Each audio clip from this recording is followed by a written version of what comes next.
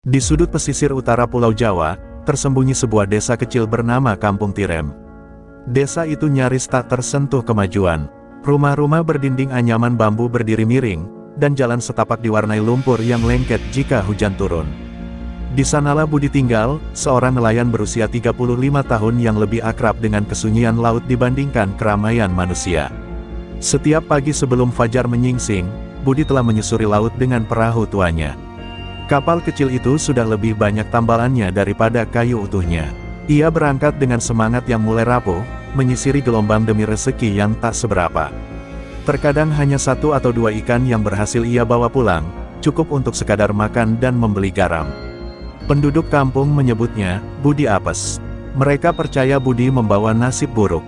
Siapapun yang ikut melaut bersamanya, pasti pulang tangan kosong. Karena itu, tak ada lagi yang mau menjadi rekan seperahu. Ia dibiarkan sendiri, melawan ganasnya lautan dengan keberanian yang tinggal sisa. Hidupnya seperti tak pernah mendapat restu dari langit. Istrinya telah meninggal 3 tahun lalu karena demam berdarah, dan ia tidak memiliki anak. Rumahnya mirip kandang ayam, dengan atap bocor dan dinding berlubang di sana-sini. Saat hujan deras, ia harus tidur berdiri agar tidak basah kuyup. Namun Budi tak pernah mengeluh. Dalam diam, ia tetap melaut. Dalam sepi, ia masih menabur harap. Di atas laut yang bergelombang, ia sering berbicara pada dirinya sendiri, seolah lautan adalah satu-satunya teman yang masih sudi mendengarkan. Suatu malam, langit tampak aneh. Awan bergulung pekat, seolah menyimpan murka. Budi yang sedang menarik jaring tidak menyadari angin berubah menjadi gelombang besar. Petir menyambar berulang kali, mengguncang langit dan laut seakan hendak melepaskan isi perutnya. Perahu kecil Budi dihantam gelombang. Ia terjatuh, menggenggam kayu melintang untuk tetap mengambang. Matanya terbakar oleh garam laut, tubuhnya dihantam benda-benda tak kasat mata. Ia sempat berpikir bahwa malam itu akan menjadi malam terakhir dalam hidupnya. Namun Tuhan tampaknya belum ingin mencabut nyawanya. Ketika matahari kembali menyingsing, Budi terdampar di sebuah pantai asing yang tak pernah ia lihat sebelumnya. Pasirnya putih bersih, airnya bening hingga karang-karang di bawah laut terlihat jelas. Ia bangkit perlahan, tubuh gemetar, dan memandang sekeliling dengan napas tercekat. Suasana pulau itu sunyi, nyaris seperti mimpi. Tak ada suara burung, tak ada jejak manusia. Hanya desiran angin yang menyentuh telinga. Saat itulah, dari kejauhan, ia melihat siluet seorang wanita duduk di atas batu karang. Rambutnya panjang tergerai, tubuhnya berkilau diterpa cahaya pagi. Budi memucek matanya, memastikan penglihatannya tak menipu. Tapi wanita itu masih di sana, seperti menunggu, hanya untuknya. Dan di detik itu, hidup Budi mulai berubah, meski ia belum menyadarinya. Budi berjalan terlatih, mengikuti suara lembut yang seolah memanggil dari kejauhan. Hembusan angin laut membawa aroma asing, semacam wangi bunga yang tak pernah ia kenal. Setiap langkah di atas pasir putih membuatnya merasa semakin jauh dari dunia yang ia tinggalkan. Dan di ujung pandangan, siluet perempuan itu masih duduk di atas batu karang, tak bergerak, namun memancarkan pesona yang membuat dada Budi sesak. Ketika ia mendekat, perempuan itu menoleh perlahan. Wajahnya begitu elok, hampir seperti ukiran dewi dari legenda tua. Rambutnya hitam pekat, mengilap seperti malam yang baru turun. Matanya bening, namun ada kilau aneh di sana, campuran kesedihan dan kebijaksanaan yang tak biasa dimiliki manusia. Budi ingin menyapa, tapi suara di tenggorokannya lenyap ditelan kekaguman. "Hai, orang asing," suara itu keluar dari bibir sang wanita. Lembut seperti buih ombak. "Namaku Naya." Budi terdiam, hatinya berdegup cepat. Ia membungkuk pelan, seperti menghormat pada makhluk yang lebih tinggi dari dirinya.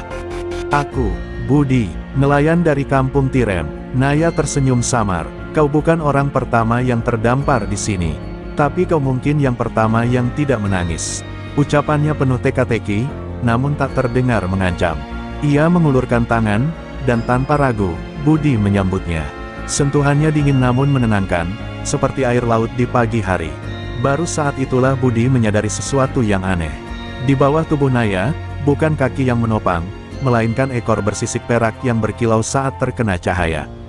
Gerakan ekornya halus, nyaris seperti menari.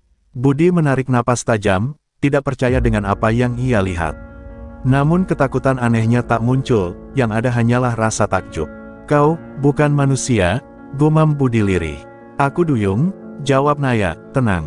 Tapi aku juga bukan duyung biasa. Aku siluman, penjaga gerbang laut dalam.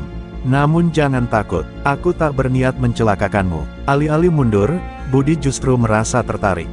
Entah karena wajah Naya yang memesona, atau karena suasana pulau itu yang seolah memisahkan dunia nyata dengan alam mimpi.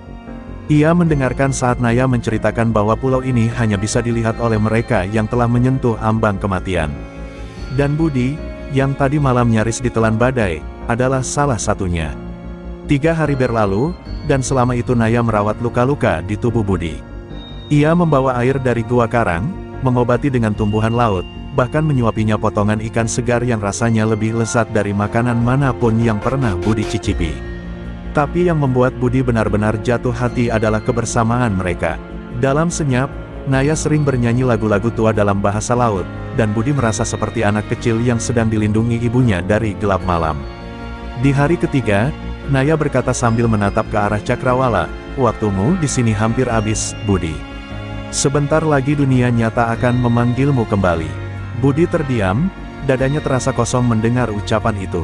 Ia tidak ingin pergi. Ia tidak ingin kehilangan Naya. "Kalau begitu, izinkan aku tinggal di sini bersamamu," ucapnya pelan, hampir seperti doa.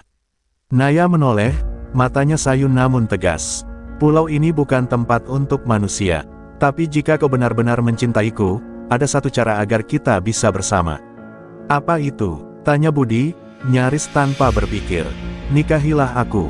Terimalah aku, dengan segala bentukku, yang indah dan yang mengerikan. Jika kau setuju, maka laut akan menjadi rumahmu, dan hidupmu tidak akan pernah sama lagi." Di bawah sinar senja yang membias di permukaan laut, Budi menatap Naya dalam diam. Ia tahu keputusan ini tak bisa diambil ringan. Namun saat itu, yang ia pikirkan hanya satu hal, untuk pertama kalinya dalam hidupnya, ia merasa dicintai. Angin laut malam itu terasa berbeda. Tidak sekadar hembusan dingin, melainkan semacam bisikan yang memanggil Budi untuk memasuki dunia yang tak pernah ia bayangkan. Setelah mengucap kesediaannya menikahi Naya, langit berubah. Awan bergerak memutar di atas pulau, dan sinar bulan menyinari laut dengan terang aneh seperti lentera surgawi. Naya menggenggam tangan Budi erat, lalu perlahan mengajak pria itu masuk ke dalam air. Langkah pertama ke laut membuat Budi ragu. Air menyentuh lututnya, lalu pinggang, lalu dada. Tapi Naya terus menariknya dengan kelembutan yang menenangkan. Ketika air menutup kepalanya, ia tak merasa sesak. Justru paru-parunya seolah menerima udara dari kedalaman laut, seakan tubuhnya berubah dan menyesuaikan dengan dunia Naya. Lautan membuka dirinya, karang-karang yang bersinar seperti permata menyambut mereka, dan ikan-ikan berwarna keemasan berenang di sekeliling. Naya memimpin jalan, menuruni jurang bawah laut yang tak berujung. Di sanalah, sebuah gerbang batu raksasa berdiri, dijaga 2 makhluk bersisik dengan mata hijau menyala. Mereka memandang Budi sejenak sebelum membuka jalan. Di balik gerbang itu, terbentang kerajaan yang tak bisa dijelaskan dengan logika. Istana dari kristal laut berdiri di dasar samudera, dan cahaya yang tidak berasal dari matahari menyinari setiap sudut. Budi hampir tak bisa berkedip, melihat betapa megahnya dunia di balik permukaan. Segala keletihan hidupnya terasa menguap, digantikan rasa kagum yang tak berkesudahan. "Ini rumahku," ujar Naya pelan. "Dan mulai malam ini, juga rumahmu, jika kau tak melanggar janji." Mereka tiba di ruang utama istana. Di sana, Raja Laut menunggu, makhluk besar dengan tubuh manusia tapi berjanggut rumput laut dan mahkota dari terumbu karang. Ia memandang Budi dengan mata tajam, seolah menguliti jiwa pria itu dari luar. "Apakah kau siap menerima anakku, Naya, dalam bentuknya yang sejati?" Suara Raja Laut menggema, bergema dari segala arah. Budi menatap Naya, yang kini menunduk malu. Ia tahu ini bukan mimpi. Ia tahu keputusan ini akan mengubah segalanya. Tapi hatinya mantap. "Aku siap," jawabnya tanpa ragu. Upacara pernikahan dimulai. Makhluk-makhluk laut berkumpul, pari bersayap, naga laut berleher panjang, bahkan ubur-ubur yang bercahaya ungu. Mereka membentuk lingkaran di sekitar pasangan itu. Naya menyerahkan sehelai sisik dari ekornya, sangat berkilau, seperti potongan bintang, dan meletakkannya di dada Budi. Seketika, sisik itu berubah menjadi kalung yang melingkar erat di lehernya. Terbuat dari jalinan rambut duyung dan tulang karang suci, kalung itu bukan hanya lambang cinta, tapi juga ikatan yang tak boleh diputus. Selama kalung ini melekat di tubuhmu, kata Raja Laut, kau akan mendapat berkah dari laut. Kekayaan, umur panjang, dan perlindungan. Tapi jika kau melepasnya, laut akan menagih balasan. Setelah sumpah terucap, semua makhluk bersorak dalam bahasa yang tak dimengerti manusia. Air berputar seperti pusaran magis, mengangkat tubuh Budi dan Naya perlahan. Dalam keheningan sakral itu, mereka saling memandang, dan untuk pertama kalinya, Budi mencium Naya, perempuan, duyung, dan siluman yang kini menjadi istrinya. Tak lama kemudian, Naya membawa Budi kembali ke permukaan, ke tepi pantai tempat ia pertama kali terdampar. Laut kini tampak damai, seolah badai semalam hanyalah kenangan buruk yang telah dicuci bersih oleh waktu. Besok pagi, kau akan terbangun di dunia lama, kata Naya sambil menyentuh wajahnya. Tapi hidupmu takkan sama, ingat janjimu, Budi. Jagalah kalung itu, dan jangan pernah mencoba melepasnya. Malam itu, di atas pasir yang hangat, Budi tertidur dalam pelukan Naya, mendengarkan detak jantung lautan dan suara gelombang yang kini terdengar seperti lagu cinta abadi. Pagi menyapa dengan kelembutan yang tak biasa. Sinar matahari jatuh tepat di wajah Budi, membangunkannya dari tidur panjang yang terasa seperti sebuah mimpi.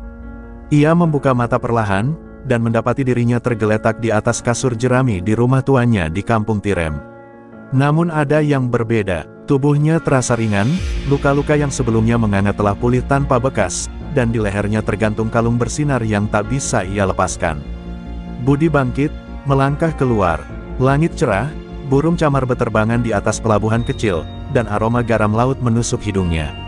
Tapi yang membuatnya tertegun adalah puluhan ikan segar tergeletak di halaman rumahnya, ikan yang tak pernah ia tangkap, jenis-jenis mahal yang biasanya hanya bisa ditemukan jauh di tengah samudera.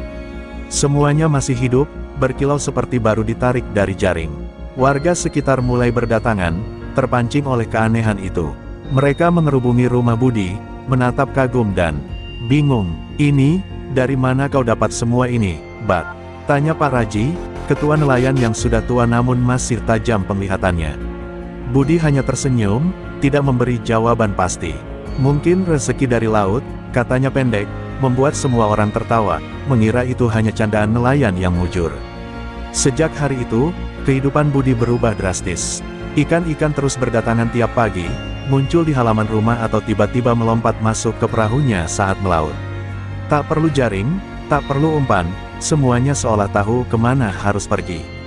Ia menjual hasil laut itu ke kota, dan uang pun mengalir deras ke kantongnya. Dalam waktu sebulan, ia mampu membangun rumah batu yang kokoh, membeli kapal baru, dan menggaji 4 orang anak muda untuk membantunya. Namun bukan hanya kekayaan yang ia dapat.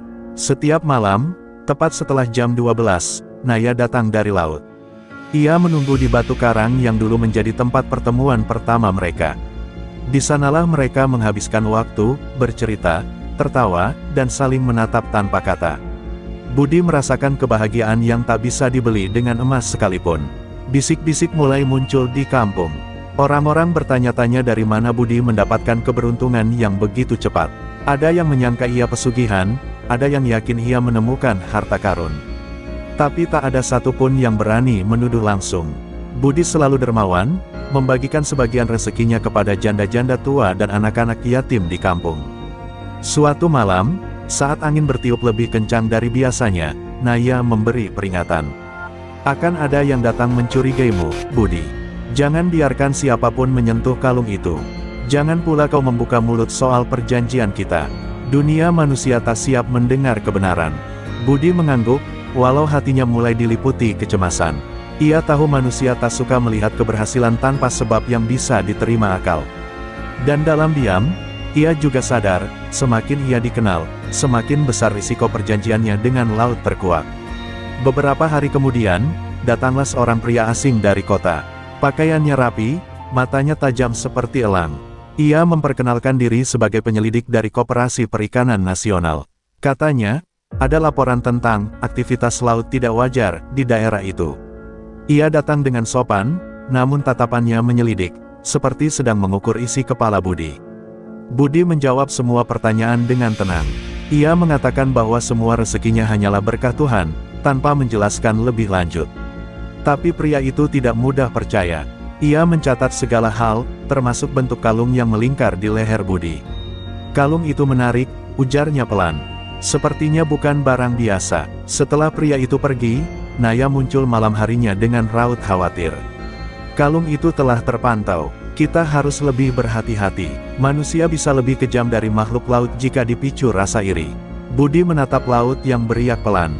Ia tahu masa tenangnya mungkin akan segera berganti. Tapi satu hal yang ia yakini, ia akan melindungi Naya dan perjanjian mereka, walau harus melawan dunia sekalipun. Beberapa hari setelah kunjungan pria asing itu, suasana kampung mulai berubah. Bisikan-bisikan kecil tumbuh menjadi desas-desus liar. Ada yang mengatakan Budi menyimpan jin laut, ada pula yang menyebut ia menjual jiwanya demi kemewahan. Tatapan-tatapan yang dulu penuh kagum, kini diselimuti kecurigaan. Budi mencoba bersikap biasa, tetapi ia bisa merasakan tekanan itu semakin nyata setiap harinya. Tak hanya itu, pria dari kota itu ternyata belum benar-benar pergi. Diam-diam ia menyewa rumah di desa sebelah dan memata-matai Budi dari kejauhan. Ia sering terlihat memotret, mencatat aktivitas Budi, dan bahkan menyewa 2 pemuda lokal untuk mengorek informasi. Budi tahu, waktunya untuk menjaga rahasia semakin sempit. Suatu malam, Budi duduk di atas batu karang, menunggu Naya seperti biasa. Namun malam itu, sang istri Duyung datang dengan wajah muram. "Aku mendengar dari laut," katanya lirih, "orang itu bukan sekadar penyelidik koperasi. Ia utusan dari lembaga rahasia. Mereka memburu artefak gaib dan makhluk siluman untuk dijadikan objek eksperimen." Budi terperanjat. "Apa maksudmu? Mereka ingin menangkapmu?" "Bukan hanya aku," jawab Naya sambil memegang kalung di leher Budi. "Kalung ini adalah kunci antara 2 dunia. Jika jatuh ke tangan mereka, batas antara manusia dan laut akan rusak. Mereka akan memanfaatkannya, dan perang bisa terjadi." Budi mengatupkan rahangnya. Ia sadar ini bukan lagi tentang dirinya. Ada keseimbangan yang sedang ia jaga tanpa disadari, dan jika ia lengah, segalanya bisa hancur. "Kalau begitu, apa yang harus kulakukan?" Naya menggenggam tangannya erat. "Jangan pernah tinggalkan kampung.